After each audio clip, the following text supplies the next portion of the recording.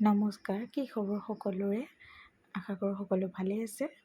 মই আজি বৰ্তমান পোলাও বনাবলৈ লৈছোঁ আৰু পোলাওৰ কাৰণে এয়া একদম চিম্পলকৈ বনাম, সেইবাবে একদম কমকৈ কিছুমান সামগ্ৰী লৈ লৈছোঁ, দেখিবলৈ পাইছে।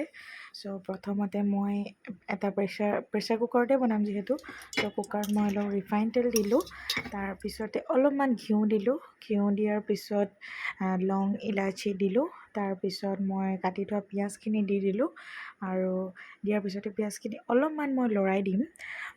লৰোৱাৰ পিছত তাৰপিছত মই আপোনাৰ কাজু আৰু খিচমিচখিনি দি দিলোঁ।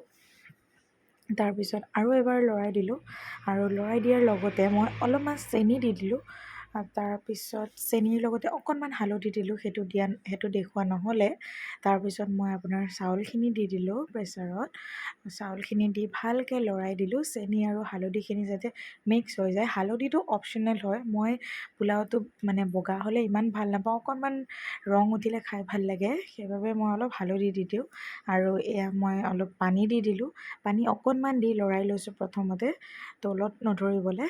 তাৰপিছত প্ৰয়োজন সাপেক্ষে পানীখিনি দিলোঁ, তাৰপিছত দি প্ৰেছাৰৰ ঢাকনখন মাৰি দিলোঁ আৰু এয়া মোৰ পোলাও এটা হুইচেলত ৰেডি হৈ গ'ল। আৰু মই ৰেডি হোৱাৰ পিছত অলপমান ঘিউ দি দিলোঁ আৰু এয়া দেখিছে একদম চিম্পলকৈ 5 মিনিটতে হৈ যোৱা পোলাও।